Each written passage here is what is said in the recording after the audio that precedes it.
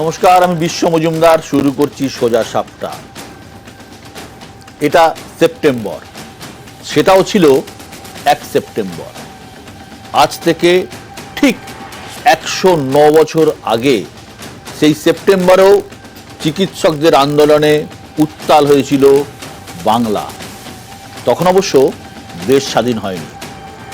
British ভারতে সেটাই ছিল ডাক্তারদের প্রথম ধর্মঘট। সালটা 1915। সেপ্টেম্বর মাস, প্রথম বিশ্বযুদ্ধ চলছে। বিভিন্ন জায়গায় যুদ্ধে আহত সৈন্যদের জাহাজে করে কলকাতায় নিয়ে আসা হচ্ছে চিকিৎসার জন্য। অথচ শহরে তখন চিকিৎসার সেভাবে কোনো ব্যবস্থা নেই। রোগীর পরিবারের হাতে চিকিৎসকদের আক্রান্ত হওয়ার ঘটনা তখন রোজকার বিষয়।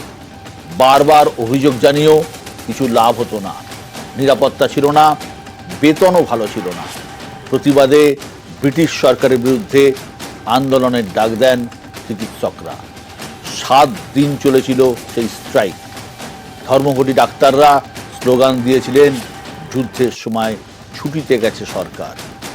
1915, 1983, 2019, 2024 বারবার চিকিৎসকদের আন্দোলন দেখেছে এই রাজ্য। কখনো মুখ্যমন্ত্রীর কুর্সিতে জ্যোতি বসু, কখনো মমতা বন্দ্যোপাধ্যায়। আরজি করের খুন ধর্ষণকে কেন্দ্র করে প্রায় 1.5 মাস ধরে চলেছে চিকিৎসকদের আন্দোলন। নবান্ন থেকে কালীঘাট দফায় দফায় বৈঠক হয়েছে, কিন্তু জুনিয়র ডাক্তাররা আন্দোলন থেকে সরেননি। অবশেষে আংশিক কর্মবিরতি প্রত্যাহারের কথা ঘোষণা করেছেন তারা। অর্থাৎ ইমার্জেন্সিতে যোগ দেবেন, কিন্তু আউটডোরে রোগী দেখবেন না। রাজ্য জুড়ে যখন বন্যা পরিস্থিতি, তখন এই কর্মবিরতিতে কার ভালো হচ্ছে সে প্রশ্ন অনেকেই তুলছেন। এ নিয়েই আমাদের আজকের আলোচনা। আর এই আলোচনা আজকে যারা আছেন, প্রথমে পরিচয় করিয়ে দিই। আমার একদম বাঁদিকে রয়েছেন তৃণমূল কংগ্রেসের পক্ষে অরূপ চক্রবর্তী। সিপিআইএম এর যিনি আছেন, তিনি এখন এসে পৌঁছননি, আসছেন। পাশে রয়েছেন জগন্নাথ চট্টোপাধ্যায়, বিজেপির পক্ষে। তার পাশে রয়েছেন ত্রিনেশ মণ্ডল, আন্দোলনকারী জুনিয়র চিকিৎসক। আর ঠিক তার পাশে রয়েছেন বিশিষ্ট চিকিৎসক ডক্টর মৌলি মাধব ঘটক। আমি শুরু করব ত্রিনেশকে দিয়েই। ত্রিনেশ, শেষ পর্যন্ত রফাসূত্র মিলেছে। আপনাদের আন্দোলন, আংশিক কর্মবিরতি আপনারা তুলে নিয়েছেন, অবস্থান তুলে নিয়েছেন, কিন্তু এই আংশিক তুলে নেওয়া বিষয়টা ঠিক কি? আংশিক তুলে নেওয়া বলতে আমাদের আপাতত যে গতকালের জেনারেল বডি মিটিংয়ে বিভিন্ন কলেজের জুনিয়র ডাক্তারদের প্রতিনিধিরা এসে যে ডিসিশন নিয়েছে, আপাতত আমরা এমার্জেন্সি সার্ভিসগুলো চালু করব। অর্থাৎ এমার্জেন্সি, মেইন যে এমার্জেন্সি, ট্রমা এমার্জেন্সি, এমার্জেন্সি ওটি, এই জিনিসগুলো চালু হবে। ইলেকটিভ পরিষেবা শুরু হবে কি হবে না সেটা পরবর্তীকালে আলোচনা করে হবে। এবং প্রত্যেকটা কলেজ আপাতত আজকে আমাদের যে কর্মবিরতি, যে প্রথম থেকে কাজে ফেরার যে বার্তা ছিল কালকের প্রেস মিটে, সেই প্রেস মিট, আজকের যে আমাদের মিছিল হলো, সেই মিছিল সিজিও কমপ্লেক্স অভিযান হলো। তারপর প্রত্যেকটা কলেজের প্রতিনিধিরা তাদের নিজেদের কলেজে ফিরে যাবে। নিজেদের কলেজে গিয়ে তাদের বাকি জুনিয়র ডাক্তারদের সাথে আলোচনা করবে এবং ঠিক ডিসাইড করবে যে কোন কোন জিনিসগুলো তাদের শুধু করা অবিলম্বে প্রয়োজন। সেই অনুযায়ী তারা শুরু করবে কাজ। এবং পরবর্তীকালে আমরা আশা করব যে তদন্তের অগ্রগতি যেভাবে হবে সেটা পজিটিভ দিকেই এগোবে এবং আমরা আস্তে আস্তে পুরোপুরি কাজে ফিরতে পারবো, এই আশা রাখবো। শ্রীনিবাস, আপনি আমাকে একটা খোলাখুলি কথা বলুন। আপনারা ডাক্তার, আপনারা এই আংশিক এমার্জেন্সি দেখবেন, অন্য কিছু দেখবেন না, আউটডোর দেখবেন না, এই যে আংশিক বিষয়টা কি সত্যি কি সম্ভব? রোগীরা তো সব সময় রোগী, তার চিকিৎসক হিসেবে কি মনে হয় না যে এটা আপনার? প্লাস হচ্ছে একটা জিনিস, আপনারা তো একটা চাকরি করছেন প্রত্যেকেই, তো যারা হাউস স্টাফ হয় বা ইন্টার্ন হয় বা যারা জুনিয়র ডাক্তার, যারা তাদের জুনিয়র ডাক্তার বলা হয়, মণিবত বাবু আপনি আমাকে শুধরে দেবেন যদি ভুল বলে থাকি, তাই তো একটা রোস্টার থাকে। আমাদের অফিসে আছে যে এই কাজটা এই টাইম থেকে এই টাইম এ করবে। সেখানে এই রোস্টার তো নাকি আপনারা নিজেই রোস্টার ঠিক করবেন? না না না, দেখুন, প্রথমত বলি, জুনিয়র রেসিডেন্টরা কোনো চাকরি করে না, তারা প্রত্যেকেই স্টাইফেন্ড পায়, তারা প্রত্যেকেই শিক্ষানবিশ, সে ইন্টার্ন হোক, হাউস স্টাফ হোক, বা আপনার পিজিটিরা, প্রত্যেকেই শিক্ষানবিশ, তারা কাজ শিখতে যায়। তাদের কাজ চাকরি করা বা হসপিটাল চালানো মেন নয়, প্রধান উদ্দেশ্য হচ্ছে তাদের পড়াশোনা করা এবং কাজ শেখা। সেই হিসেবে তারা সিনিয়র স্যারদের থেকে থাকেন এবং সিনিয়র স্যারদেরকে হেল্প করেন, সেই হিসেবে তারা কাজ শেখেন। এবং কালকে তারা যে ফিরে যাবেন, শুধুমাত্র কোনো কোনো কলেজ তারা চাইলে তাদের এমার্জেন্সি সার্ভিসের মধ্যে যদি ওপিডি মনে করে, তাহলে তারা শুরু করতে পারে, করবে হয়তো। এখন আমাদের এইগুলো কোনো সার্ভিসই কিন্তু এখন অবধি বন্ধ নেই। আমাদের যে হসপিটালগুলো আছে, প্রত্যেকটা হসপিটালে আমরা বারবার বলে এসেছি, প্রত্যেকটা হসপিটালে senior doctor, RMO, sir, professor যারা আছেন, অ্যাসিস্ট্যান্ট প্রফেসর, অ্যাসোসিয়েট প্রফেসর, প্রত্যেকে কাজ করছেন। তারা ওভার ডিউটি করছেন এই আওয়ারে, তারা আমাদের মুভমেন্টে কাঁধে কাঁধ মিলিয়ে লড়াই করছেন, তারা ডিউটি করে লড়াই করছেন। আমরা যেমন মাঠে পড়ে থেকে লড়াই করছি, রাস্তায় পড়ে থেকে, ধর্ণা মঞ্চে পড়ে থেকে লড়াই করছি, তারা তেমন তাদের কর্মক্ষেত্রে কাজকে করে পেশেন্ট দেখে তাদের আমাদের আন্দোলনের সাথে আছেন। তো কোনো পরিষেবা এখন অবধি বন্ধ নেই। জুনিয়র ডাক্তাররা তারা ফিরবে, তারা এমার্জেন্সি পরিষেবা চালু রাখবে, এবং আমরা চাইবো যে সরকারের সাথে আমাদের যে আলোচনা হয়েছে সেটা ফলপ্রসূ হবে, এবং কলেজে কলেজে যে সেফটি সিকিউরিটির কথা সরকার প্রতিশ্রুতি দিয়েছে, সেই প্রতিশ্রুতিগুলো খুব দ্রুত ফলপ্রসূ হবে এবং প্রয়োগ করা হবে হসপিটালগুলোতে। তারপরে আমরা পুরোপুরি কাজে ফেরা যায় কিনা সেই বিষয়ে আলোচনা করে দেখব। মৌলিমাধব বাবু, আপনি অত্যন্ত সিনিয়র ডাক্তার, আপনি নিজে আরজি করে স্টুডেন্ট ছিলেন। এই যে এই ঘটনার শুরু থেকেই আপনারা জুনিয়রদের পাশে, এই নিয়ে কোনো সন্দেহ নেই, কিন্তু এখন কি মনে হয় না এনাদের, এই ডাক্তারদের ওরা তুলে নিয়েছেন, খুব ভালো একটা বিষয় যে একটা এই পুজোর মুখে এবং সব মিলিয়ে এই যে পরিস্থিতি বাংলার, এখন একটা পজিটিভ বার্তা গেছে, যে এনাদের পুরো কাজে ফেরা উচিত, আপনি কি মনে করেন? হ্যাঁ, আমার বক্তব্য হচ্ছে যে সত্যিকারের যে নির্যাতনের ঘটনাটা ঘটেছিল, সেটা আমাদের শুধুমাত্র আরজি করের প্রাক্তনী হিসেবেই নয়, আমার মনে হয়েছে যে এটা মানে সামাজিক ক্ষেত্রে এটার একটা খুব ডিপ একটা ওখানে কিন্তু ইম্প্যাক্ট একটা হয়েছিল অবশ্যই, এবং সেই ইম্প্যাক্টেতে আমরা প্রত্যেকেই ভীষণ মর্মাহত অবস্থায় ছিলাম, এবং আমরা এদের আন্দোলনটাকে সেই মুহূর্তের জন্য সাপোর্ট করেছি, সমর্থন করেছি, আজও করি, যে ওরা যা কাজ করেছে। কিন্তু কথা হচ্ছে যে এখানে প্রশ্নটা আর একটা জায়গায়, যে আজকে সিনিয়র চিকিৎসকরা যারা আছেন, এই যে যেটা বললো দীনেশ যেটা বললো, যে assistant professor, associate professor, professor, head of the department, plus অন্যান্য আরএমও, ক্লিনিক্যাল টিউটর, এই প্রত্যেকে যে অমানসিক পরিশ্রমটা করে যাচ্ছে। কারণ আমরা জানি আমাদের এই যে মেডিকেল কলেজগুলোতে একটা দিনে প্রায় প্রতিদিনই যে আউটডোর পেশেন্ট হয়, সে আউটডোর পেশেন্টের সংখ্যা নিয়ারলি 300 থেকে 700, 800, 900 পর্যন্ত হয় একটা ডিপার্টমেন্টে, যেগুলো মেজর ডিপার্টমেন্ট। এবং সেখানে এই যে হিউজ নাম্বার অফ একটা পপুলেশনকে সেখানে ক্যাটার করতে হয়, সেইটাতে শুধুমাত্র সিনিয়র ডক্টররা কিন্তু পুরোপুরি সক্ষম নন এই নাম্বার অফ পিপলকে হ্যান্ডেল করতে, ওপিডিতে। তো সেই ক্ষেত্রে আমার মনে হয় যে এই যে একটা জাস্টিস আমরা খানিকটা হলো একটা এসেছে, সেটা আজকে মানে ধরুন আমি এখানে একটি ছোট্ট ইতিহাস বলবো 1 মিনিটের, যে আমরা যখন আরজি করে পড়তাম তখনও এই ধরনের অনেকগুলো আন্দোলন হয়েছিল, ঠিক আছে। আমি 83 থেকে 83 ব্যাচ, ইয়েস 83 ব্যাচ মানে সে বিখ্যাত আন্দোলন, জ্যোতিবাবু যে আন্দোলনে আপনাদের সম্ভবত এই আন্দোলন শুরু হয়েছিল, আমার যতদূর মনে পড়ছে টানা প্রায় 7-8 মাস এই আন্দোলনটা ছিল এবং পুলিশ দিয়ে পিটিয়ে তোলা হয়েছিল আন্দোলন। হ্যাঁ, এক্স্যাক্টলি, আমি ওইটাই বলতে চাইছি যে 83-তে আমাদের ওখানে একটা স্ট্রাকচারাল প্রবলেম হয়। স্ট্রাকচারাল মানে একটা বিল্ডিং, সেটা বহুদিন আগেকার বিল্ডিং, সেইটা বিল্ডিংটা ধসে একজন আমাদের স্টুডেন্ট নিচে ফল হয়, তার পড়ার পরে তার স্পাইনে ইনজুরি হয়, সেইটাকে কেন্দ্র করে আমাদের সেই সময় আন্দোলনটা শুরু হয়েছিল। এবং সেই আন্দোলনে অনশন আন্দোলন, রাজপথে আমরা সবাই মানে আমাদের আরজিকর থেকে এসপ্ল্যানেড পর্যন্ত বিরাট বড় মিছিল রিপিটেডলি, এবং বহু কিছু হয়েছে। কিন্তু একটা জিনিস হচ্ছে যে সেই সময়তে আমরা, আজকে গভর্নমেন্ট যেভাবে শেষ পর্যন্ত, প্রথম দিকে হয়তো তারা কিছুটা ওয়েট করছিলেন, টাইম গুনছিলেন, কিন্তু তো সেই যে টাইম গোনা সেটাকেও আমরা কিন্তু যৌথভাবে সামগ্রিকভাবে বলেছি এটা ঠিক হচ্ছে না, ইমিডিয়েটলি এটাকে ঠিক করা দরকার। এবং কিন্তু ওই সময়তে আমরা সরকারের কাছ থেকে যে অমানবিক ব্যবহারটা পেয়েছিলাম এবং আমাদের স্টুডেন্টদেরকে মারধর থেকে হুমকি থেকে আরম্ভ করে যা কিছু না ওই সময়তে করানো হয়েছিল। তো আজকে তারপরে একটা সময়তে জ্যোতিবাবুর সঙ্গে একটা আমাদের ইয়ে হয়, মানে আমাদের কয়েকজন মিলে রিপ্রেজেন্টেটিভ গিয়ে ওনার সঙ্গে একটা মিটিং হয়। মিটিং হওয়ার পর মোটামুটি একটা জায়গাটা ঠান্ডা হয়েছিল। আজকে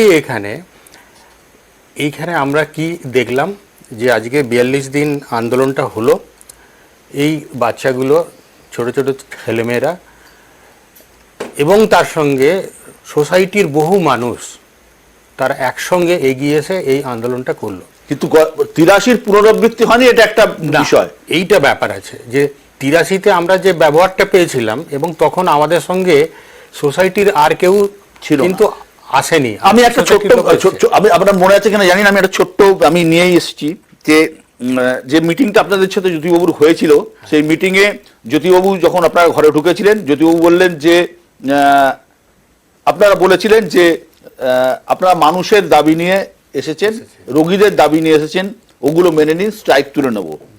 জ্যোতিবাবু বলেছিলেন মানুষের দাবি আপনাদের কাছ থেকে শিখবো। আপনারা বলেছিলেন যে না, আমরা তো ডাক্তার চিকিৎসা করি, রোগীদের চিকিৎসা করি, তো পরিবেশ চাইছি। জ্যোতিবাবু বলেছিলেন স্ট্রাইক তুলুন, পরে ভাববো, সীমা ছাড়াচ্ছেন, বিপদে পড়বেন, আমার কথা শেষ, আমার আর একটা মিটিং আছে। এবং তার পরের দিনই শোনা গিয়েছিল যে ন্যাশনাল মেডিকেল কলেজে প্রথমবার আক্রমণ নেমে আসে ডাক্তারদের উপরে। আক্রমণ নামে এবং আমাদের বহু স্টুডেন্ট হাউস স্টাফকে লালবাজারে ভরা হয়েছিল। একটা দিনের জন্য পুরোপুরি লালবাজারের লকআপে আমাদের থাকতে হয়েছিল, একটা গ্রুপ অফ আমাদের যারা আন্দোলনকারী ছিলাম। সে অনেক বেশি অত্যাচার হয়েছে সেই সময়। আমি এই জায়গা থেকে আসবো, জগন্নাথ যেভাবে আন্দোলন হ্যান্ডেল করলেন মুখ্যমন্ত্রী, অবশ্যই আন্দোলন জুনিয়র ডাক্তারদের আন্দোলন, অবশ্যই সেই আন্দোলনের যৌক্তিকতা এবং সারবত্তা ছিল, কিন্তু বিষয় হলো শেষ পর্যন্ত একটা কোথাও একটা সমাধান সূত্র মিলল। আগের সপ্তাহ তুমি ছিলে আমার অনুষ্ঠানে, আলোচনা হচ্ছিল যে এই সমাধান সূত্রতে বিজেপি দলগতভাবে তারা কি কোথাও একটা ব্যাকফুটে চলে গেল না? এই পুরো আন্দোলন একটা রাজনৈতিক, তার বিজেপির কোথাও তার জায়গা পেল না। দেখুন, বিজেপির ব্যাকফুটে যাওয়া বা না যাওয়া বর্তমান পরিস্থিতিতে খুব বেশি যুক্তিগ্রাহ্য একটি আলোচ্য বিষয় হতে পারে না। যে পরিস্থিতি নিয়ে শুরু হয়েছিল এই আন্দোলন, শুরু হয়েছিল আন্দোলন কি না, অভয়ার বলুন, তিলোত্তমা বলুন বা আরজি করের যে বোনটির ওপর অত্যাচার হয়েছে, সেই বোনটির বিচার চাই। সেই বিচার দিতে গিয়ে শেষ পর্যন্ত এর 360 ডিগ্রি যদি কেউ দেখে থাকেন, সেটা হচ্ছেন সুপ্রিম কোর্টের 3 সদস্যের জাজ। কারণ আমরা বাকি সব পার্ট যা যা দেখছি, প্রকাশ্যে যা যা হচ্ছে, কিন্তু সিবিআই স্ট্যাটাস রিপোর্ট আমাদের হাতে কারো কাছে নেই, যেটা একমাত্র এই 3 জাজই পড়েছেন। একদম। তো এই 3 জাজ পড়ার পরে তাদের যে অবজারভেশন ছিল যে ডাক্তারদের, তারা বলেছিলেন যে তোমরা এবার কর্মবিরতি তুলে ধীরে ধীরে কাজে ফেরো। আর তার সঙ্গে তার যে ডেলিভারেশন ইত্যাদি চলেছে, আমরা সেটা বারে বারে দেখেছি। এই ডাক্তারদের আন্দোলন নিয়ে গত 2011 সাল থেকে 2024 পর্যন্ত 13-14 বছরে প্রথমবার মমতা বন্দ্যোপাধ্যায় পিছু হটলেন।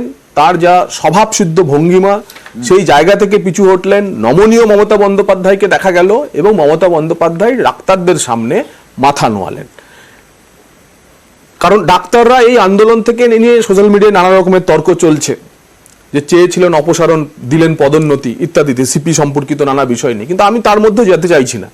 এই ডাক্তাররা, জুনিয়র ডাক্তাররা তাদের আন্দোলনে যা অ্যাচিভ করেছে গত 13-14 বছরে, প্রধানশালী কোনো প্রধান রাজনৈতিক দলগুলি আন্দোলন করে তা অ্যাচিভ করতে কখনো পারেনি। মমতা বন্দ্যোপাধ্যায়ের কাছ থেকে দাবি আদায়ের ক্ষেত্রে কেন পেরেছে ডাক্তাররা?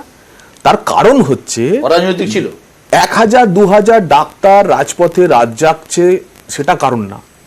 এই 1000 ডাক্তারের সঙ্গে 10 কোটি পশ্চিমবঙ্গবাসীর ভাবাবেগ ছিল, আবেগ ছিল। আপনারা আপনাদের টিভি চ্যানেল চালিয়ে দেখেছেন, আপনার টক শোতে ডাক্তারদের বলালে পরে যতটা আপনার টিআরপি বাড়ছিল, জগন্নাথ চ্যাটার্জি বললে পরে টিআরপি বাড়ে না ততটা। তার কারণ হচ্ছে মানুষ মনে করছে আমার বাড়ির ছেলে, আমার বাড়ির মেয়েটির উপর এই অত্যাচার হয়েছে, আমি এদের সঙ্গে থাকবো। ডাক্তারদের যেটা যে রেসপন্সিবলি যেটা হ্যান্ডেল করতে হতো, যাতে দল মত এবং রং নির্বিশেষে এই আন্দোলনকে ওরা রক্ষা করতে পারে, সংরক্ষণ দিতে পারে। তাহলে আপনি বলছেন যে জগন্নাথ, আপনি বলছেন যে এই আন্দোলন হ্যান্ডেল করার ক্ষেত্রে মমতা বন্দ্যোপাধ্যায় 100% সফল? না, আমি মমতা বন্দ্যোপাধ্যায়ের সাফল্য বিশ্লেষণ করতে এখানে বসিনি। আমি দেখছি ডাক্তাররা কি নিয়ে এলো। ডাক্তাররা নিয়ে এলো, তারা সিপিকে সরাতে পেরেছে, তারা ডিসি নর্থকে সরাতে পেরেছে, তারা ডিএমই কে সরাতে পেরেছে, তারা স্বাস্থ্য ভবন সাফাই অভিযান যে শুরু করতে পেরেছে, ডিএইচএস কে সরাতে পেরেছে, তারা যে স্বাস্থ্য ভবন সাফাই অভিযান শুরু করতে পেরেছে, মমতা বন্দ্যোপাধ্যায়ের ধাতে নেই কি মমতা বন্দ্যোপাধ্যায় মানে এই দাবি পূরণের ক্ষেত্রে মমতা বন্দ্যোপাধ্যায়ের কাছে ডিএ বকেয়া আছে, মমতা বন্দ্যোপাধ্যায়ের কাছে আরো অনেক কর্মচারীদের, রাজনৈতিক দলের নানা ধরনের দাবি আছে। কিন্তু এই যে ডাক্তারদের আন্দোলনের সঙ্গে 10 কোটি মানুষের ভাবাবেগ, এবং মমতা বন্দ্যোপাধ্যায় দিনের পর দিন যখন দেখছেন যে তিনি আস্তে আস্তে তার স্পেস কমে যাচ্ছে, তিনি বাধ্য হয়েছেন তাদের কাছে মাথা নোয়া। যার ফলে অভূতপূর্ব অ্যাচিভমেন্ট ডাক্তারদের এই মুভমেন্ট, এবং এর প্রতিটি পদক্ষেপে আমাদের অন্ততপক্ষে সমর্থন থাকে। অরূপ চক্রবর্তী, আপনাকে বলি যে এই যে চিকিৎসকদের এই আন্দোলন সত্যিই তো একটা সময় আপনাদের দলকে অস্বস্তিতে ফেলেছিল, এই নিয়ে কোনো সন্দেহ নেই। সেই অস্বস্তি থেকে কি বেরিয়ে আসতে পারলেন?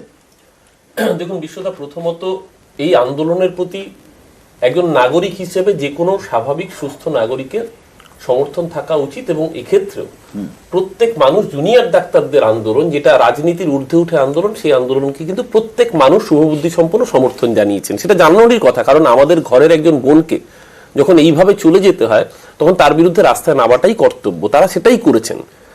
সমস্যাটা হচ্ছে কোথায় দেখুন, এর আগে আরেকজন ডাক্তারবাবু বলছিলেন, ডক্টর ঘটক বলছিলেন, উনি 1983-র এক্সাম্পল দিচ্ছিলেন। এটা তো সত্যি কথাই। আমরা তো এই বাংলার বুকেই দেখেছি যে আন্দোলনকে কিভাবে ট্রিট করতে হয় সেটা একটা সরকার দেখিয়েছিল। আবার অন দ্য কন্ট্রারি, যদি জগন্নাথবাবু বিজেপির প্রতিনিধি বলছিলেন, আমার ভালো লাগতো যদি সেখান থেকেও প্রতিবাদটা আসতো। এই যে ঘটনাটা ঘটলো আরজিকরে সাম্প্রতিক সময়, এই আরজিকর ঘটনা নিয়ে দিল্লির নির্মাণ ভবনের সামনে প্রতিবাদে বসেছিলেন দিল্লির হাসপাতালের ডাক্তারবাবুরা, এইমসের ডাক্তারবাবুরা, সাফদারজাং হাসপাতাল, রাম মনোহর লোহিয়া, লেডি হার্জিন্টের ডাক্তারবাবুরা বসেছিলেন। তুগলক রোড পিএস তাদের 21 জনের বিরুদ্ধে এফআইআর দিয়েছে, তারা আন্দোলনে বসেছিলেন বলে। দিল্লি পুলিশ কার আন্ডারে? অমিত শাহ, নরেন্দ্র মোদীর আন্ডারে। যারা এখানে আন্দোলনকে সমর্থন করছেন তারা দিল্লিতে যখন ডাক্তারবাবুরা আন্দোলনে বসেছেন তাদের বিরুদ্ধে এফআইআর দিয়েছেন। পার্থক্যটা এখানেই যে শাসক হলেই সবসময় শাসন করতে নেই, বড় যে হয় তাকে কখনো কখনো ছোটদের দাবি যদি ন্যায়সঙ্গত হয় সেই দাবিটাকে মান্যতা দিতে হয়, যেটা প্রশাসক হিসেবে শুধু তাই নন, মমতা বন্দ্যোপাধ্যায় বাড়ির দিদি হিসেবে সেই দাবিকে মান্যতা দিয়েছেন। আজকে সারা বাংলা, সারা ভারতবর্ষ দেখলো যে এটা তো ঘটনা। ডাক্তারদের, আপনি ভাবুন তো, কলকাতার পুলিশ কমিশনারের মতো পোস্ট, তাকে সরিয়ে দিতে মমতা বন্দ্যোপাধ্যায় দ্বিরুক্তি করেননি। কেন? কারণ ডাক্তারবাবুরা বলেছিলেন যে এক্ষেত্রে পুলিশের নিশ্চিতভাবে গাফিলতির একটা জায়গা ছিল।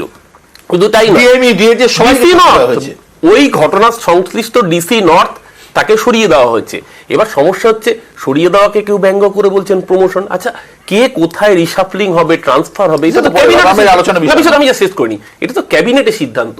সেইটা রাজ্যের মানুষ মুখ্যমন্ত্রী হিসেবে মমতাদিকে সেই পাওয়ার দিয়েছে, আপনারা সেই পাওয়ারটা পাননি, সেটা আপনাদের ব্যর্থতা। কিন্তু প্রশাসক হিসেবে মমতা বন্দ্যোপাধ্যায় যে আজও একমেবাদ দ্বিতীয়াম এবং রাজ্যের মানুষের দৃষ্টির প্রতি তিনি যে সহানুভূতিশীল, সেটা একদিকে ডাক্তারদের আন্দোলনে প্রমাণ করেছেন, আবার একই সাথে আজকে যখন বানভাসী বাংলা সেই মানুষের পাশে জগন্নাথ আসবো যে উত্তরটা আপনি দেবেনি, কারণ অমিত শাহের পুলিশ নিয়ে আপনাকে প্রশ্ন করেছে, উত্তর তো দেবেনি।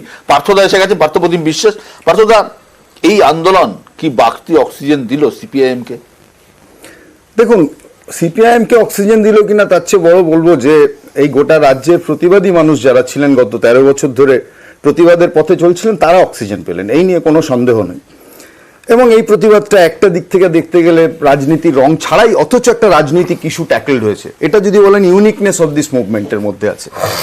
কিন্তু এখন প্রশ্নটা হচ্ছে যে, আমি অতীতের অনেকগুলো উদাহরণ আসছিল, আমি সেই উদাহরণগুলো নিয়ে আজকে সময় নষ্ট করতে চাই না, কিন্তু এতৎসত্ত্বেও বলবো যে 83 সালের উদাহরণ, সেখানে ডাক্তারদের যেভাবে ট্রিট করলে ডাক্তাররা আরো খুশি হতে পারতেন, পেশাগত দাবি মেটাতে পারতেন, সেটা হয়নি, তারা দুঃখ পেয়েছেন। কিন্তু আমি বলছি যে কোথাও একটা গুণগত তফাৎ আপনাকে করতে হবে, যে এই যে জুনিয়র ডাক্তারদের আন্দোলনের মধ্যে দিয়ে যেটা বেরিয়ে আসলো, বলে আমরা এটাকে বলছি থ্রেট কালচার, বা আপনি থ্রেট সিন্ডিকেট বলতে, আপনি আমি জানি না, আপনি সেই সময় সম্ভবত সাংবাদিকতায় আসেননি, কিন্তু আপনার মনে করে দেখুন, আপনি কখনো জানতে পেরেছেন কিনা যে ডেড বডি আসলে 200 কোটি টাকা টার্নওভারের একটা বিষয়বস্তু। আপনি একটা ডেড বডিগুলোর সাথে সহবাস করে তার ভিডিও বিক্রি করা যায় কোটি কোটি টাকায়। আপনি এটা কখনো শুনেছিলেন যে কি বলবো, যে ডিনে বদলিতে হচ্ছে, যে ওখানে হচ্ছে যে টাকা দিয়ে হচ্ছে? আপনি এটা কখনো শুনেছিলেন যে তার পিজি থিসিস সাবমিট করার জন্য পারমিশন নিতে গেলে সেখানে টাকা দিতে হচ্ছে? আপনি কখনো এটা শুনেছিলেন মেডিকেল কাউন্সিলে টাকা না দিলেও তো সার্টিফিকেট পাওয়া যায় না? আপনি কখনো এটা শুনেছিলেন যে পাস করতে গেলে মেডিকেল কলেজে টাকা দিতে লাগে? আমি বলছি যে এরকম একটা কালচার যখন তৈরি হয় না, আমি বলছি তখন জ্যোতিবাবু মমতা ব্যানার্জি টেনে লাভ নেই, হিট দ্য কালচার। আমি বললাম এই কালচারটাকে শেষ করুন। এবং এই কারণের জন্য বলছি যে যদি আমি আবার বলছি যে একটু আমাকে সময় দিন, যে এতগুলো কথা যখন হলো, তাহলে এখন প্রশ্ন হচ্ছে যে এই যে উঠে গেল বদল বদলি সমস্ত আসছে, তো আসলে তো জুনিয়র ডাক্তাররা চেয়েছিলেন একটা পরিস্থিতির বদল, কয়েকটা পুলিশ কর্তার বদল বা স্বাস্থ্যকর্তার বদল, এটা প্রতীকী হতে পারে, কিন্তু যে কালচারটা তৈরি হচ্ছে এই কালচারটা এর মধ্যে আমি একটা কথা বলতে পারি, 1983 সেই আন্দোলনের যারা করেছিলেন মৌলি মাধব বাবু এখানে রয়েছেন, আবার 2024-এ এই প্রায় 83-র পর থেকে 17 আর 24 প্রায় 41 বছর হয়ে গেল, তারপরে যারা তৃণেশরা করছে একটা বিরাট ইয়ে। মৌলি মাধব বাবু আপনি আমাকে বলুন তো, সেই আমি রেসপন্ড করি একটু। আসছি আপনি বলুন তো, ওই সময়ের কি পরে আজকের পরিস্থিতি কি বদল হয়নি? আপনারা যে আন্দোলন করেছিলেন, যে কাজের জন্য আন্দোলন করে, যে দাবির জন্য আন্দোলন করেছিলেন, তা কি কিছুটা হলেও পূরণ হয়েছিল না এখনো কি সে একই জিনিস রয়ে যাচ্ছে বা এরকম ছিল আগেই? আচ্ছা, কথা হচ্ছে যে এইটা যে একটা ভিক্টিমাইজেশনের প্রশ্ন থেকে শুরু হয়েছে, থ্রেট কালচার, পয়সা দিয়ে গিয়ে করে দেওয়া একটা, হ্যাঁ, ইন টোটাল একটা যে সার্বিকভাবে ওখানকার যে পরিবেশটা নষ্ট হয়েছে, বা ধরুন যারা ক্ষমতা পেয়েছেন, ক্ষমতার অপব্যবহার করেছেন, বা তার সঙ্গে বিভিন্ন ধরনের নীতিহীন মানে ওর মধ্যে এসেছে, নীতিহীন হয়ে পড়েছে মানুষ। সেইখানে যে আমার কি মনে হয়েছে যে এইখানে যদি একটা খুব ক্লোজ মনিটরিং সিস্টেম থাকতো, তাহলে আমি এক কথায় বলতাম যে আজকের এই যে সরকার, তার যে স্বাস্থ্য ব্যবস্থা, সেটা নো ডাউট ওই সময়ের থেকে অনেক ভালো। কিন্তু কথা হচ্ছে যে এখানে একটা ক্লোজ মনিটরিং সিস্টেম লাগবে, যেটা আজকে হচ্ছে তৈরি, যে একটা টাস্ক ফোর্স তৈরি হচ্ছে, বা আমাদের এখানে অডিট হবে, হ্যাঁ অডিট হচ্ছে, বা বিভিন্ন সেফটি সিকিউরিটির ব্যাপারে, মহিলাদের নিগ্রহের ব্যাপারে, এই বিভিন্ন যে এই জিনিসগুলো যদি সঠিকভাবে কাজে নিয়ে আসা সম্ভব হয়, তাহলে আমি বলবো যে এখনকার স্বাস্থ্য ব্যবস্থা অনেক ভালো। তার কারণ হচ্ছে কয়েক বছর আগেই আপনারা জানেন কিনা জানি না, যে আর.জি. কর কিন্তু পুরো ইন্ডিয়ার ভেতরে একটা ভালো প্রথম স্ট্যান্ডার্ডের কলেজ হিসেবে তাকে স্ট্যাম্প করা হয়েছে। আর আমি দেখে আসছি এখন সম্ভবত প্রথম 50 কি 100-তেও নেই না, হ্যাঁ। এই মুহূর্তের খবর আমি বলছি না, কিন্তু এখনকার স্টুডেন্টরা লেখাপড়া করে প্রচুর, এবং তাদের যে ফ্যাকাল্টিরা প্রচুর তাদের জন্য টাইম দেন, এবং এখনকার যে অবস্থাটা, প্লাস এত বেশি আপগ্রেডেশন হয়েছে, বিভিন্ন ইনস্ট্রুমেন্ট এসেছে, বড় বড় স্ট্রাকচার হয়েছে, খুব সুন্দর সুন্দর। আগে তো আমাদের ওখানে পচা নোংরা সমস্ত, মানে আমাদের হাসপাতালে ঢুকতে গেলেই আমাদেরকে নাকটা বন্ধ করে ঢুকতে হতো, এরকম একটা অবস্থা থাকতো। তার থেকে তো অনেক ইমপ্রুভমেন্ট হয়েছে, তার স্ট্রাকচারাল ইমপ্রুভমেন্ট হয়েছে, আপগ্রেডেশন হয়েছে ডিপার্টমেন্টগুলো। কিন্তু কথা হচ্ছে যে এই ভেতরে যে কিছু এই ধরনের দুর্নীতিগ্রস্ত মানুষের যে জন্ম নিচ্ছে, এবং তারা এইভাবে যে জায়গাটাকে কুরে কুরে খাচ্ছে, এইটার উপরে একটা ক্লোজ মনিটরিং আমাদের রাখা দরকার ছিল। একদম। আমরা এই আলোচনায় ফিরবো, একটা ছোট্ট বিরতি নিতে হচ্ছে, সঙ্গে থাকুন। ফিরে আসলাম বিরতির পর সোজা সাপটা নিয়ে। ডাক্তারদের আন্দোলন, রাজ্য সরকারের অনেক কিছু মেনে নেওয়া, একবার ছোট করে দেখে নেব রাজ্য সরকার কি কি জিনিস মেনে নিল, আর ডাক্তাররা এখনো পর্যন্ত কি কি দাবিতে অনড়। রাজ্যের পদক্ষেপ, পুলিশ কমিশনার ডিসি ৯ অপসারিত, সবাই জানেন ইতিমধ্যেই। স্বাস্থ্য অধিকর্তা, স্বাস্থ্য শিক্ষা অধিকর্তা অপসারিত। আর.জি. করের একাধিক অফিসার বদল। পড়ুয়া ইন্টার্ন মিলিয়ে 51 জনকে আর.জি. করে ঢুকতে নিষেধ। উত্তরবঙ্গ, বর্ধমান এবং মেদিনীপুর মেডিকেলে একাধিক পদক্ষেপ, বিভিন্ন জায়গায় যেমন অভিযোগ ছিল। বিরূপাক্ষ বিশ্বাস, অভিক দে 2 জনকে সাসপেন্ড। স্বাস্থ্য প্রতিষ্ঠানের নিরাপত্তায় একাধিক উদ্যোগ, মেডিকেল কলেজের নিরাপত্তা সমীক্ষার দায়িত্বে প্রাক্তন ডিজি সুরজিৎ কর পুরকায়স্থ, সব স্বাস্থ্য প্রতিষ্ঠানের মহিলা পুলিশ, অন ডিউটি রুম, শৌচাগার, সিসি ক্যামেরার ব্যবস্থা, কত শয্যা খালি কেন্দ্রীয়ভাবে নজর রাখার ব্যবস্থা। ডাক্তারদের বক্তব্য, স্বাস্থ্য ভবনের সামনে থেকে অবস্থান উঠে গেল, জুনিয়র চিকিৎসকদের আংশিক কর্মবিরতি চলবে, শনিবার থেকে জরুরি পরিষেবায় চিকিৎসকরা, আউটডোরে রোগী তারা দেখবেন না, পূর্ব পরিকল্পিত অস্ত্রোপচার করবেন না, 1 সপ্তাহের মধ্যে দাবি পূরণ না হলে ফের কর্মবিরতি। আমি তৃণেশের কাছে আসবো। তৃণেশ, এক পক্ষ এইটা বলেছে, আপনারা এটা বলছেন, কিন্তু এই যে পরিস্থিতি দাঁড়িয়েছে, গোটা রাজ্যের যা পরিস্থিতি দাঁড়িয়েছে, যে আপনারা বলছেন জরুরি পরিষেবায় ফিরবেন কিন্তু ওপিডিতে রোগী দেখবেন না, অপারেশন করবেন না, আপনার কি মনে হয় যে এটা আদৌ সম্ভব আপনাদের পক্ষে? না দেখুন, অপারেশন এটা আমাদের পক্ষে সম্ভব না, মানে আমাদের আন্দোলন যে 5টা দাবিতে শুরু হয়েছিল সেই 5টা দাবি কিন্তু এখনো মেনে নেওয়া হয়নি সবগুলো। আপনি যদি দেখেন যে ডিসি সেন্ট্রালের পদত্যাগ একটা দাবি ছিল, আমাদের স্বাস্থ্য সচিবের পদত্যাগ একটা দাবি ছিল, যেগুলো মেনে নেওয়া হয়নি। আমরা চেয়েছিলাম যে কলেজে, মনে করেন সরকার সব মেনে নেবে না, আমরা তো চাই সরকার সব মেনে নিক, আমরা তো চেয়েছি, অবশ্যই চাইবো।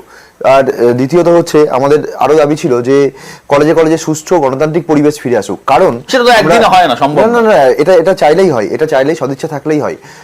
আমরা বারবার দেখেছি কলেজে কলেজে যে ভোট বা স্টুডেন্ট ইউনিয়ন ইলেকশন হচ্ছে না, তার ফলেই এই থ্রেড কালচারটা এসে গেছে এবং বিভিন্ন কলেজে কিছু শাসক ঘনিষ্ঠ মাথা তৈরি হয়ে গেছে, যারা দিনের পর দিন বাকি ছাত্রদেরকে থ্রেড দিয়ে গেছে, বাকি অপছন্দের ছাত্রদেরকে ফেল করিয়ে গেছে, অপছন্দের ছাত্রদেরকে হোস্টেলে রুম দেয়নি, অথরিটির সামনে বা হোস্টেলে বিভিন্ন জায়গায় তাদেরকে মারধর করেছে, এরকম হাজারো অভিযোগ আছে। এই জিনিসটা কলেজে অগণতান্ত্রিক পরিবেশ থাকার কারণেই হয়েছে এবং আমরা চাই না এই অগণতান্ত্রিক পরিবেশ বজায় থাকুক কলেজে কলেজে, যার জন্য আমাদের আরেকজন বোনকে বা দিদিকে এইরকম ভাবে রেপ এবং মার্ডার হতে হবে। আমরা এই ঘটনার পুনরাবৃত্তি একদমই চাই না, একদমই আমরা কেউই চাইছি না। কিন্তু আন্দোলন নিয়ে তো আপনাদের মধ্যে মতভেদ তৈরি হয়েছে, যে অনেকেই তো কাজে ফিরতে চাইছিলেন, অনেকেই তো বলছেন না আমাদের এক্ষুনি কাজে ফেরা উচিত। আপনাদের মধ্যে তো মতভেদ তো থাকবেই। এখানে একজন কোনো ব্যক্তি এখানে সিদ্ধান্ত গ্রহণ করেনি। এইখানে সমস্ত কলেজের যে জুনিয়র ডাক্তারদের প্রতিনিধিরা আসছেন, সেই প্রতিনিধিদেরকে নিয়ে বৈঠক করে, সমস্ত কলেজের কয়েকজন প্রতিনিধিদেরকে নিয়ে বৈঠক করে তবেই এখান থেকে সিদ্ধান্ত নেওয়া হয়। ফলে এখানে একজনের নেতৃত্বে আন্দোলন হয় না, এখানে একটা সম্মিলিত এখানে মতামত আসে, তারপরেই একটা সিদ্ধান্ত গ্রহণ করা হয়, যেটা সবচেয়ে বেশি গ্রহণযোগ্য হয়। ফলে মতভেদ থাকাটা স্বাভাবিক, অত্যন্ত স্বাভাবিক। এবং এখন আমরা যে আংশিক কর্মবিরতি প্রত্যাহার করছি, এটাও সেই জেনারেল বডি মিটিং এর বক্তব্য এবং এই বক্তব্য সেক্ষেত্রেও মতভেদ তো থাকবেই। যখন একজন মানুষ নিয়ন্ত্রণ করছে না, 2 জন 4 জন 10 জন বসে একটা বৈঠক করছে, তখন তো মতভেদ বিভিন্ন মত থাকবে, এটা তো স্বাভাবিক ব্যাপার। ঠিক। জগন্নাথ চট্টোপাধ্যায়, আমি অরূপের কাছে খুব গুরুত্বপূর্ণ জিনিস নিয়ে আসবো। জগন্নাথ চট্টোপাধ্যায়, আপনি কি মনে করেন ডাক্তারদের এবার পুরোপুরি কাজে ফেরা উচিত? দেখুন, আমি আগের দিনও আপনাদের বলেছিলাম যে ডাক্তারদের যুগপথ স্ট্যান্ড নেওয়া উচিত, অবস্থান নেওয়া উচিত। প্রতিবাদ এবং পরিষেবা, প্রতিবাদ কন্টিনিউ করতে হবে আর সঙ্গে পরিষেবাও চালাতে হবে এবং প্রতিবাদের সঙ্গে সঙ্গে পরিষেবা দেওয়া সম্ভব, পরিষেবা চালু রেখে প্রতিবাদ করা সম্ভব। আজ যদি প্রতিটি মেডিকেল কলেজ হসপিটালে আরজি করের মতো জুনিয়র ডাক্তারদের যে সভামঞ্চ ছিল, যেখানে তারা প্রোটেস্ট করতেই পারতেন যে রোজ 2 ঘন্টা করে আমরা এখানে প্রতিবাদ করব, কিন্তু আমরা কাজও করতে থাকবো। তাই প্রতিবাদ এবং পরিষেবা দুটো একসাথে চালানো ডাক্তাররা করতেই পারে। তবে ওদের জেনারেল বডির মিটিং আছে, কিন্তু আরজি করের বোনটির জন্য বিচারের দাবি শেষ পর্যন্ত যদি এসে স্টুডেন্টস ইউনিয়নের ইলেকশন করাতে হবে এই দাবিতে পরিণত হয়, তাহলে কিন্তু আপনি যখন বলেছেন আমি একটা শব্দ উচ্চারণ করিনি, তখন কিন্তু বুঝতে হবে এই নেপথ্যচারী কারা এই আন্দোলনের। আপনি বলছেন রাজনৈতিক সমস্যা আছে, আমি বলছি যে আরজি করের বোনটির বিচারের দাবি শেষ পর্যন্ত এসে যদি সরকারের কাছে স্টুডেন্টস ইউনিয়নের ইলেকশন করাতে হবে এই দাবিতে পরিণত হয়, তাহলে বুঝতে হবে এর নেপথ্যচারী যারা আছে তারা 10 কোটি পশ্চিমবঙ্গবাসীর ভাবাবেগ নিয়ে খেলছে। এর বাইরে আমার বন্ধু অরূপ বাবু যেটা বললেন এর আগে সে নিয়ে আমি বলতে চাই। এক হচ্ছে, আমি বলছি, আমি 2 মিনিট 30 সেকেন্ড নেব। আমি বলতে চাই, এক হচ্ছে যে দিল্লিতে দিল্লি পুলিশ অ্যাকশন নিয়েছে, শাসকের কাজ তাই। আমরা 28 তারিখে যে আমাদের বন্ধ ছিল, সেই বন্ধে আরপিএফ যতগুলি জায়গায় রেল রোকো হয়েছে প্রত্যেকে বিজেপি নেতাদের বিরুদ্ধে মামলা করেছে। শাসকের দণ্ড এবং তার প্রশাসনিক প্রয়োগ যদি বন্ধ রাখে তাহলে আইন শৃঙ্খলা বলে কিছু থাকে না। আমি বলি, এই পশ্চিমবঙ্গে 2টি কারণে মমতা বন্দ্যোপাধ্যায় পারেননি। এক হচ্ছে সুপ্রিম কোর্টের কথা ছিল যে কোনো পিউনিটিভ অ্যাকশন নেওয়া যাবে না, মমতা বন্দ্যোপাধ্যায় সেটাকে ফলো করতে হয়েছে। কপিল সিবাল দাঁড়িয়ে সুপ্রিম কোর্টে বলেছিলেন যে ডাক্তারদের বিরুদ্ধে কোনো অ্যাকশন নেওয়া যাবে না। দ্বিতীয়, মমতা বন্দ্যোপাধ্যায় বা শাসক শাসক ভয় পেয়েছেন এবং তার ফলে সুপ্রিম কোর্ট বারবার বলার পরেতেও শাসক কিন্তু দেখাতে পারেনি যে শাসকের মানদণ্ডটি আছে এখনো। আমি আসছি তৃণেশ জগন্নাথ চট্টোপাধ্যায় সরাসরি বলছেন আপনাদের মধ্যে রাজনীতির যোগাযোগ। দেখুন 5 দফা দাবিতে প্রথমতই আমাদের এই দাবি ছিল যে কলেজে গণতান্ত্রিক পরিবেশ ফেরত আনতে হবে। আমি একটু আগেই বললাম যে কলেজের গণতান্ত্রিক পরিবেশ কেন এই ঘটনার সাথে প্রত্যক্ষভাবে জড়িত, কারণ এই থ্রেড কালচার গণতান্ত্রিক পরিবেশ নেই বলেই এসছে। রেপ এবং মার্ডার ঘটনা তার সাথে প্রত্যক্ষভাবে জড়িত বলে আমরা মনে করি। দ্বিতীয়ত, জাস্টিসের দাবি আমাদের প্রধান দাবি, এখনো আছে এবং ছিল, থাকবে। আমাদের এই দাবিতে আন্দোলন চলবে এবং আমরা আজকে সিজি অভিযান করেছি, ভবিষ্যতে আবারও সিজি অভিযান করব বা বড় আমরা পদক্ষেপ নেব। এবং সরকার পক্ষ বিজেপি কেন্দ্র সরকারের হাতে তো সিবিআই, তাদেরকে উত্তর দিতে হবে, জবাব দিতে হবে যে সিবিআই আর কতদিন নেবে এই একটা ঘটনার, এত ইম্পর্টেন্ট একটা ঘটনার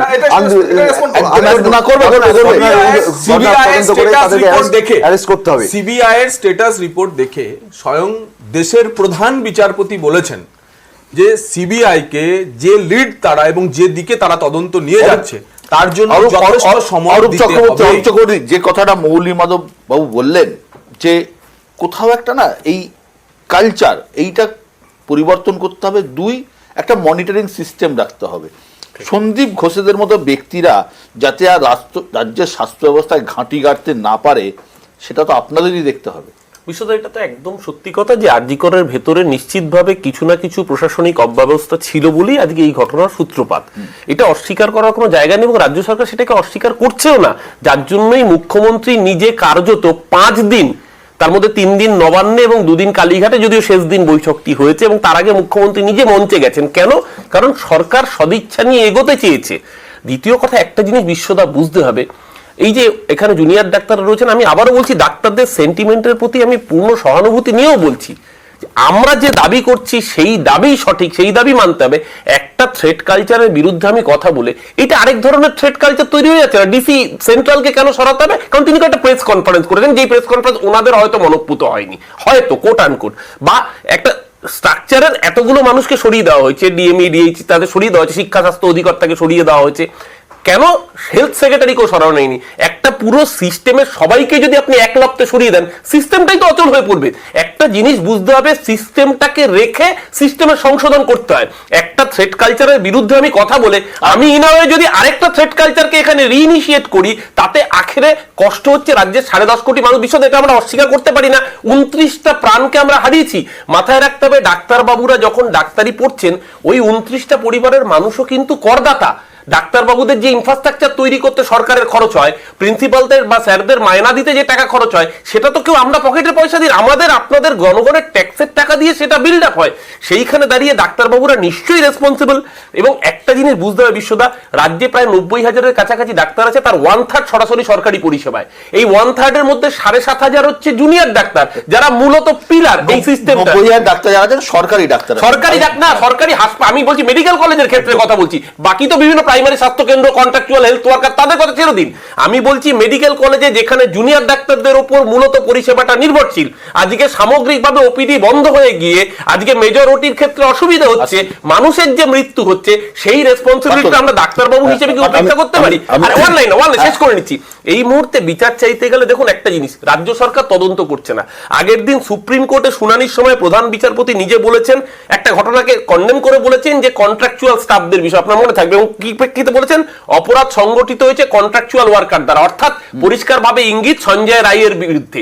এবং সুপ্রিম কোর্ট শিয়ালদা কোর্টে যে এভিডেন্স প্রমাণ করেছে, পেশ করেছে সিবিআই, তাতে পরিষ্কার বলে দিচ্ছে যে আসলে ধর্ষককে যদি জাস্টিস চাইতে হয়, অভয়ের জন্য জাস্টিস চান, বাকি জাস্টিস নিশ্চয়ই চাইবেন, কিন্তু সেইটাকে লঘু করে দিয়ে সার্কামস্টেন্সিয়াল জায়গাগুলোকে বড় করে দিয়ে কলেজ ইলেকশনটা যাতে হাইলাইট হয়ে না যায় এবং সেট কালচারটা যাতে পাল্টা সেট কালচারে পরিণত না হয়, সেটা দেখাও কিন্তু আমাদের কর্তব্য। এবং আমার দুটো ছোট ছোট পয়েন্ট আছে। একটা হচ্ছে যে রোগটা কেবল আরজি করের রোগ না বিশ্ব, এটা হচ্ছে যে হাসপাতাল স্বাস্থ্য ব্যবস্থার রোগ। ফলে আরজি করে যেটা বেরিয়ে এসছে সেটা হচ্ছে রোগের লক্ষণগুলো, এটা আপনি কম বেশি বিভিন্ন জায়গায় রাজ্য জুড়েই ছড়িয়ে রয়েছে। ফলে এই রোগটা নির্মূল করার প্রয়োজন, সেক্ষেত্রে সরকারকে একটা বড় ভূমিকা নিতে হবে, একটা ইলেক্টেড গভর্নমেন্টের থেকে তো এটাই প্রত্যাশা। ফলে এবার দেখুন সিন্ডিকেট নিয়ে আপনি গত 1 বছর ধরে শিক্ষায় আপনি কম আলোচনা করেননি, যে যেভাবে চাকরি বিক্রি হয়েছে। আপনি এখন আলোচনা করলেন গত 1 মাস ধরে হচ্ছে যে স্বাস্থ্য সিন্ডিকেট ব্যবস্থা। ফলে আমার প্রশ্ন হচ্ছে যে এটাই উনি মৌলিমাধব বাবু যেটা বলছিলেন, যদি সত্যি সত্যি আপনি একটা মনিটরিং ব্যবস্থা তুলতে চান, গড়ে তুলতে চান, তাহলে হু শুড হেড, মানে তারা কারা মুখ হবে স্বাস্থ্যের। এবার এই যে কি নাম এই ভদ্রলোকের প্রিন্সিপাল, ফলে ইনি যদি হ্যাঁ সন্দীপ ঘোষ বলে আমি কোনো ইন্ডিভিজুয়ালকে বলছি না, সন্দীপ ঘোষেরা যদি মডেল হন এবং মুখ হন, তাহলে আরজি করের বিপদ আরজি করে না, একদম উত্তর থেকে দক্ষিণ সর্বত্র। আমি যেটা বলবো ভুল কোথায় হচ্ছে প্রশাসনিক, যে রাত্রেবেলায় মেয়েরা ডাক্তারি করতে আসবে না। আচ্ছা এর উত্তর নাই বলছি, তাহলে এই ভাবনাটা কোন আমলার মাথার থেকে আসছে যিনি মুখ্যমন্ত্রীকে বলছেন এবং মুখ্যমন্ত্রী অ্যাকসেপ্ট করছেন? আমি বলছি এরকম বুলশিট ভাবনা। আমি মৌলিমাধব বাবুর কথাটা সমর্থন করেই বলি যে আমাদের এখানে হাসপাতাল বাড়ি হয়েছে, হাসপাতালে নীল সাদা রঙও হয়েছে, বহু ক্ষেত্রে কিছু যন্ত্র এসছে, আমি অস্বীকার করছি না। ইম্পর্টেন্ট পার্ট হচ্ছে ডাক্তার। 30% যদি ডাক্তারের পদ খালি থাকে, তাহলে যত ভালো হাসপাতালের বাড়ি বানান, যত ভালো হাসপাতালের গেট বানান, যন্ত্র বানান, আসবে না চিকিৎসা। মৌলিমাধব ঘটক, আপনি একজন সিনিয়র ডাক্তার, এই যে পরিস্থিতি তৈরি হয়েছিল আস্তে আস্তে আমরা তার থেকে বেরোচ্ছি, এখনো আংশিক ওনারা বলছেন, কিন্তু ধরে নিন এই যে এমার্জেন্সিতে কাজ করব, আউটডোরে রোগী দেখবো না, অস্ত্রোপচার করব না, এগুলোকে আপনারা কিভাবে দেখছেন সিনিয়র ডাক্তাররা? দেখুন, আমার বক্তব্য খুব সিম্পল, যে একটা সমাজের মধ্যে সেখানে বিভিন্ন ধরনের ক্ষমতা লিপ্সা থাকবে, দুর্নীতি থাকবে, প্রলোভন থাকবে, সব কিছু। একটু আগে যে সিস্টেমটার কথা উনি বলছিলেন, যে তাহলে কে এই ধরনের মনিটরিং সেলগুলোর হেড হবে, তাই তো? মুখ কে হবে? তাই তো? তা সেই জন্যেই তো আমাদের ইতিহাস খুঁজলে দেখা যায় যে বারে বারে বিপ্লব এসেছে, বিদ্রোহ এসেছে। কি যে যখন মানুষ একটা হঠাৎ করে একটা সোসাইটির মধ্যে একটা অরাজকতা সৃষ্টি হচ্ছে, মানুষ তার বিশেষ কিছু ফ্যাসিলিটি পাওয়ার জন্যে, তার ক্ষমতা লিপ্সার জন্যে এবং তার নীতিহীনতার জন্যে যখন একটা সমাজের মধ্যে এই ধরনের ঘুঘুর বাসা তৈরি হয়, সেই সময়তেই একটা বিদ্রোহ আসে, বিপ্লব আসে। ঠিক সেইভাবেই আজকে জুনিয়র ডক্টরদের আন্দোলনটা সৃষ্টি হয়েছে এবং তার তো একটা রেস থাকবে, সেই রেসটা কিন্তু আজকে আছে। এই রেসটা খুব একটা অস্বাভাবিক নয়। আমি বলবো যে আমি একজন আরজিকরের প্রাক্তনী হিসেবেই নয়, শুধু আমি একজন এই সমাজের নাগরিক হিসেবে বলছি, দেশের নাগরিক হিসেবে বলছি, যে দেখুন রেপ, মার্ডার, এই ধরনের প্রলোভন, টাকা চুরি, এই সমস্ত জিনিস সভ্যতার আদি থেকে 100 বছর আগেও ছিল এবং আমার মনে হয় যে ভবিষ্যতেও যতদিন পৃথিবী থাকবে হয়তোবা এই জিনিসটা থাকবে। কিন্তু আমার কথা হচ্ছে যে এই যে বিপ্লব বা বিদ্রোহের ভেতর থেকে আমাদের সার অংশটা কি বেরিয়ে আসে, একটা ক্রিম বেরিয়ে আসে। তো সেই ক্রিমটা হচ্ছে যে একটা নতুন করে সুন্দর শাসন ব্যবস্থা, একটা আর্থিক ব্যবস্থা, একটা নীতি খুব সুন্দরভাবে সৎ একটা নৈতিক একটা প্লেস এবং তার একটা এনভায়রনমেন্ট তৈরি হওয়া। এই এনভায়রনমেন্টটা তৈরি করতে এই এনভায়রনমেন্টটা রাতারাতি হবে না। আজকে এই যে আপনি বললেন যে সমাজের বিভিন্ন জায়গাতে বিভিন্ন দুর্নীতি হচ্ছে, তার সঙ্গে সঙ্গে মেডিকেল কলেজ হাসপাতালগুলো নয়, প্রাইমারি হেলথ সেন্টার, বিপিএসসি থেকে আরম্ভ করে আপনার সাব ডিভিশনাল হসপিটাল, জেলা হাসপাতাল, স্টেট হসপিটাল, সব জায়গাতেই কিন্তু এই ধরনের বিভিন্ন ধরনের রোগ ছড়িয়ে আছে। এইগুলোকে চেঞ্জ করতে গেলে এইগুলোকে তো চেঞ্জটাই আমরা চাইবো। আমি একজন সিনিয়র ডক্টর হিসেবে আজকে মেডিকেলি ফ্র্যাটার্নিটির একজন মুখপাত্র হয়ে আমি আপনাকে বলতে পারি যে আমরা সার্বিকভাবে এই জিনিসগুলো চাই, প্রত্যেকে চাই। মানে শরীরে যে প্রত্যেকে রোগ বাসা বেঁধেছে, হ্যাঁ। সেই রোগ তো বিভিন্ন ক্ষেত্রে বাসা বেঁধেছে, হ্যাঁ। এই রোগটাকে তো নির্মূল করতে হবে, এবং এবং এই নির্মূলটা মানে সত্যি কথা বলতে গেলে অ্যান্টিবায়োটিক দিতে হবে, এবং সেইটা সমাজে যখন এই ধরনের সমস্যা তৈরি হয় তখন সমাজের মধ্যে থেকেই প্রতিবাদ ওঠে, এবং তখন দেখা যায় আস্তে আস্তে কিছুটা হলেও বদরক্ত বেরিয়ে যায়। তোমার কিন্তু মনে হয় এই একই সঙ্গে যে এরম ভাবে তোমাদের আন্দোলনটা হয়তো সমাজকে অপরিষ্কার করে দিল? হ্যাঁ, অবশ্যই সমাজের কিছুটা মানুষকে ইউনাইটেড করলো অবশ্যই আমাদের আন্দোলন। সমাজের সর্বস্তরের মানুষ যেভাবে আমাদের আন্দোলনের পাশে থেকেছেন তাদেরকে কুর্নিশ, এবং আমরা মনে করি যে এই যে রেপ মার্ডার এই যে কালচার, স্যার যেমনটা বললেন আমি এখানে ডিফার করছি, উনি বলেছেন যে এটা হয়তো ভবিষ্যতেও থাকবে, কিন্তু আমরা যদি নিজেদের চিন্তাভাবনাই পরিবর্তন করতে না পারি যে ভবিষ্যতে এটা থাকবে, আমরা এটা চাই না, আমরা চাই এটার মুক্ত একটা সমাজ হোক, যদি আমরা চিন্তাভাবনাই পরিবর্তন। তোমাদের আন্দোলনে এমনও তো দেখা গেছে আন্দোলনে যোগ দিতে এসেছে অনেকে, তাদের সাথেও মানে অনেক ওখানে খারাপ ব্যবহার হয়েছে বা অনেক কিছু হয়েছে, সে নিয়েও তো সমাজ মাধ্যমে লেখালেখি চলছে।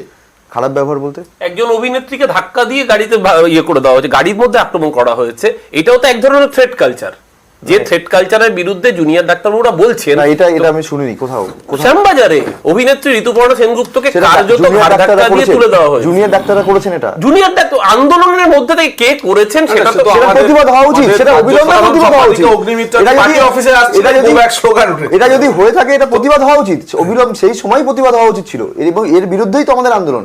এই ছোট ছোট প্রত্যেকটা ঘটনার প্রতিবাদ হওয়া উচিত। যদি একটা বড় ঘটনা, ডাক্তাররাও কিন্তু ডাক্তার কিন্তু সামাজিক জীব, ডাক্তাররাও কিন্তু সমাজের বাইরে নয়, এমন নয় যে সমাজের এই যে তোমরা যে আন্দোলন করছো, এই যে সন্দীপ ঘোষ তিনিও তো একদম কৃতি চিকিৎসক, পিজিআই চণ্ডীগড় থেকে পাস করা, সুতরাং তার বিরুদ্ধে আন্দোলন, তিনি তো ডাক্তারই, সুতরাং ডাক্তাররা সবাই বলছি তো, কিন্তু তাকে সরকার যখন নিয়োগ করছে তখন সরকারের বারবার দেখা উচিত। এমনকি তার বিরুদ্ধে বহুবার আন্দোলন হয়েছে, তাকে সাসপেন্ড, তাকে পরিবর্তন করে অন্য হসপিটালে পাঠানো হয়েছে, কিন্তু অদৃশ্য জাদু বলে তিনি আবার ফিরে এসেছেন। বক্তব্য আছে এই সন্দীপ ঘোষের বিরুদ্ধে 3টে মামলা হয়েছে, এবং বিজেপি মামলাটা করেছে। এবং আমি আরেকটা জিনিস, কলকাতা হাইকোর্টের প্রধান বিচারপতি 3টে মামলাকেই কিন্তু পত্রপাঠ সেখানে নেগেট করে দিয়েছেন। যে অভিযোগগুলো ওই অ্যাসিস্ট্যান্ট সুপার আক্তার আলী তুলেছিলেন, সেই ছত্রে ছত্রে সেই অভিযোগগুলো লিপিবদ্ধ করেই কিন্তু আরটিআই এবং মামলা হয়েছিল।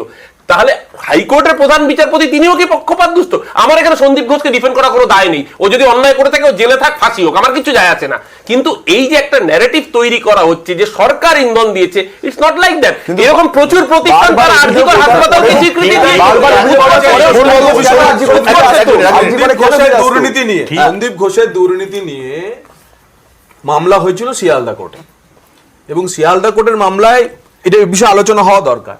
টালা থানায় হচ্ছে তার তদন্ত করেছিল, কোর্ট ডাইরেক্ট করেছিল প্রথমত এফআইআর, এবং সেই থানাতে টালা থানার অফিসার রিপোর্ট জমা করে শিয়ালদা কোর্টে যে প্রাইমা ফেসি সব এভিডেন্স মিথ্যা। ঘটনাচক্রে সেই এফআইআর ইডি এখন নিয়ে ঘুরে ঘুরে দুর্নীতি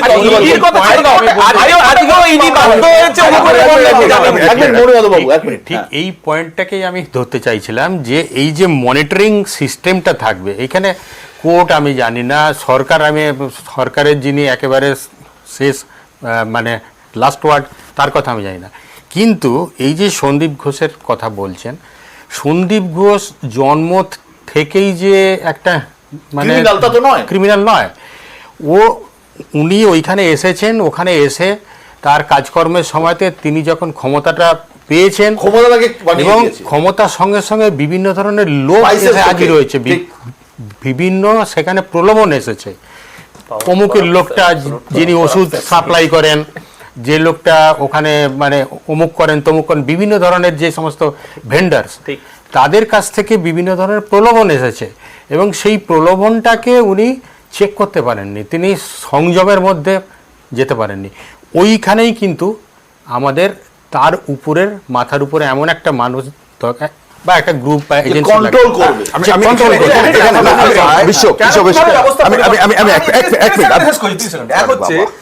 আমরা আমাদের এতে স্মৃতি থেকে বলতে পারি যে অন্তত পক্ষে ডিএইচএস ডিএমই পিজির সুপার, তখন এমএসভিপি পোস্ট হয়নি, প্রিন্সিপাল, এসব আমাদের ঠোঁটস্থ থাকতো, তারা সব সেলিব্রিটি ছিলেন, ফিগার ছিলেন।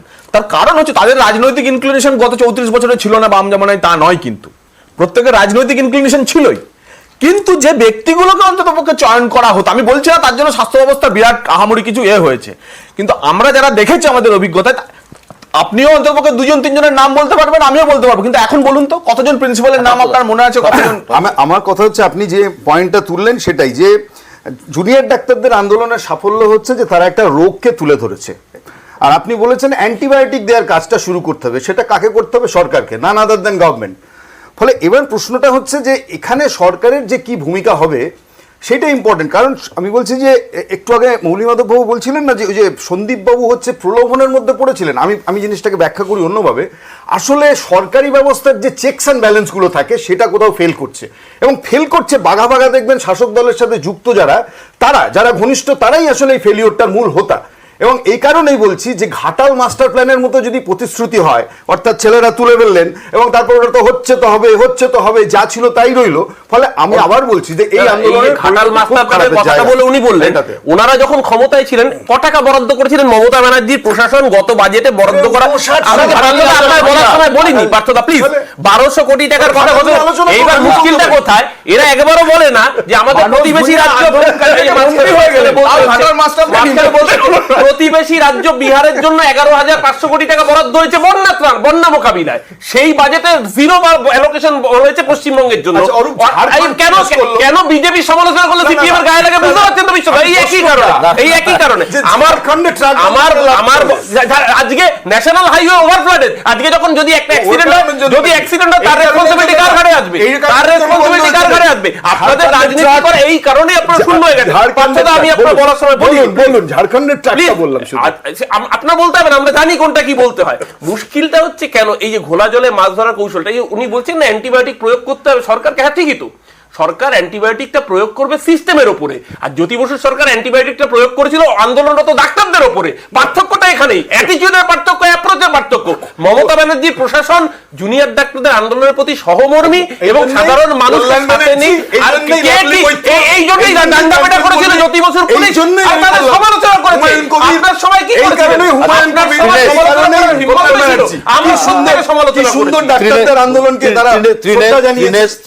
সরকার আপনাদের অধিকাংশ দাবি মেনে নিয়েছে, আপনাদের অধিকাংশ দাবি, বেশিরভাগ দাবি মেনে নিয়েছে, এবং বেশিরভাগটাই মেনে নিয়েছে। মানে কোনোদিন ডাক্তারদের আন্দোলনে কোন সরকার এত দাবি আমার মেনেছে বলে আমার অন্তত ইতিহাস তা বলে না, ইতিহাসে নেই। আমি 4-5টা আন্দোলন বলতে পারি গোটা ভারতবর্ষে। গত 10 বছরে দেশের 22টি রাজ্যে 36 বার ধর্মঘট ছিলেন ডাক্তাররা। বেতন বৃদ্ধির দাবিতে জম্মু কাশ্মীরে 2000 রেসিডেন্ট ডাক্তার ধর্মঘট করেছিলেন। এরকম একাধিক উদাহরণ আমার কাছে রয়েছে, কিন্তু কোথাও মানা হয়নি, কিন্তু এখানে মানা হয়েছে। তারপরেও যেভাবে আন্দোলন আপনারা দীর্ঘায়িত করছেন, এই যে আংশিক সাধারণ মানুষের সাপোর্ট কি আপনাদের কাছ থেকে সরে যাচ্ছে না? না, একদমই সাধারণ মানুষের সাপোর্টই আমাদের আন্দোলনের বড় ভিত্তি, এবং তারা এই আন্দোলনের সাথে সম্পৃক্ত হয়েছেন। আর একটা জিনিস বলি যে আপনারা বারবার অনেকেই বলছেন যে সরকার মেনে নিয়েছে, বা সরকার দিদি অরূপবাবু যেমনটা বললেন যে দিদি হিসেবে তিনি মেনে নিয়েছে। এটা শুধু দিদি হিসেবে নয়, তিনি মানতে বাধ্য হয়েছেন জনগণ এবং ডাক্তারদের যে আন্দোলন, সম্মিলিত আন্দোলনের ফলে উনি নিজে চাইতেন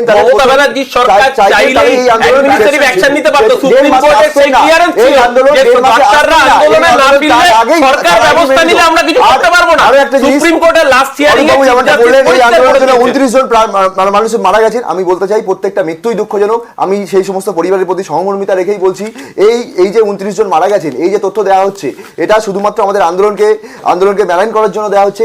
এর আগের এই 1 মাসের যদি মানে আগস্ট থেকে সেপ্টেম্বর এই 1 মাসের তথ্য যদি দেখেন, এই 1 মাসে হসপিটালগুলোতে মৃত্যুর সংখ্যা 34, 35, 40, কোভিডের সময় সেই সংখ্যা 400। পেশেন্ট তো ফিরে চলে গেছে, প্রাইভেট হসপিটালে মুনাফা বৃদ্ধি পেয়েছে, সরকারি হাসপাতালে পেশেন্ট এসে কোথায়? এসে কারণে তো ফিরে চলে গেছে। নার্সিং হোমের পেশেন্ট আছে, সেখানে এসএসকে এর কথা বলি, আপনাদের আন্দোলনের যথার্থতা নিয়ে কারোর মনে কোনো সংশয় নেই। সেই ডাক্তার এই আন্দোলনের ফলে যেটা হয়েছে, মৌলিমাধব বাবু, আপনি আমাকে বলুন যে আজকে তৃণমূল আন্দোলন করেছে, আজ থেকে 41 বছর আগে আপনারা আন্দোলন করেছিলেন, হয়তো আজ থেকে আরো 20 বছর বা 30 বছর পরে আবার নতুন জুনিয়র ডাক্তার আন্দোলন করবেন, হয়তো অন্য কোনো ইস্যু থাকবে, হয়তো অন্য কোনো দাবি থাকবে, কিন্তু কোথাও তো একটা সব মিলিয়ে একটা দাবি আন্দোলন তার তার তার ইয়েতে দাবি দেওয়া আদায় করে নেওয়া সব ঠিক আছে, কিন্তু এটা নিয়েই তো সমাজ আমাদের, এই সমাজটাকে কোথাও মনিটরিং এর জায়গাটাকে কিন্তু আরো তাগড়া করতে হবে। এটা একটু আগে যেটা বলছিলেন যে অ্যান্টিবায়োটিক দেওয়া হচ্ছে, একটা ইনফেকশন হয়েছে অ্যান্টিবায়োটিক দেওয়া হচ্ছে, ইনফেকশনটা যখন খুব মারাত্মক আকারে হয়ে যায় তখন সেটা সেপসিস হয়, ঠিক আছে। এটা খানিকটা সেপসিসের জায়গায় পৌঁছে গেছে, কারণ একজন অন ডিউটি মহিলা ডাক্তার, তাকে যেভাবে নৃশংসভাবে বর্বরভাবে মারা হয়েছে, এটা একটা মানে ওই রকমই স্টেজে চলে গেছে। এই জন্য খুব স্ট্রং অ্যান্টিবায়োটিক লাগে, মানে আমাদের 4th generation 5th generation antibiotic লাগবে। তো সেইটাই হচ্ছে ব্যাপার, যে এই জন্য এই মুহূর্তে যেটা সরকারকে করতে হবে সেটা হচ্ছে যে খুব ক্লোজ মনিটরিং লাগবে, আর সিবিআইকে তাদের তদন্তটাকে ত্বরান্বিত করতে হবে, এবং এই নির্যাতিতার একটা যে তার যে একটা বিচার সেটা যেন যত শীঘ্র সম্ভব সেটা আমাদের কাছে মানুষের কাছে পৌঁছায়। এবং তারপরে শুধুমাত্র আরজিকর নয়, এই একেবারে প্রাইমারি লেভেল হসপিটাল থেকে শুরু করে মেডিকেল কলেজ পর্যন্ত সমস্ত জায়গায় এই স্বাস্থ্য ব্যবস্থাকে একটু ঢেলে সাজাতে হবে। একদম, এটাই হচ্ছে। সুতরাং মৌলিমাধব বাবু যেটা বললেন আমারও তাই মত, যে কোথাও একটা চেক অ্যান্ড ব্যালেন্স রাখতে হবে, 1, 2 কোথাও এই যে সিবিআইকেও যে দ্রুত তদন্ত শেষ করে বিচার প্রক্রিয়া শুরু করা এবং জনগণের মধ্যে একটা আস্থা ফেরানো সিবিআইয়ের প্রতি, সেটাও করা দরকার। রাজ্য সরকারের উচিত যে পদক্ষেপ তারা নিয়েছেন এই পদক্ষেপকে আরো এগিয়ে নিয়ে গিয়ে কড়া হাতে ভবিষ্যতে এই ধরনের দুর্নীতি চক্রকে ভাঙা এবং মানুষকে সুবিচার দেওয়ার কাজও করে যেতে হবে, এবং হাসপাতালে সন্দীপ ঘোষের যাতে জন্ম না হয় সেদিকেও নজর রাখতে হবে। অনেক অনেক ধন্যবাদ আজকে অনুষ্ঠানে আসার জন্য। ভালো থাকবেন, সুস্থ থাকবেন।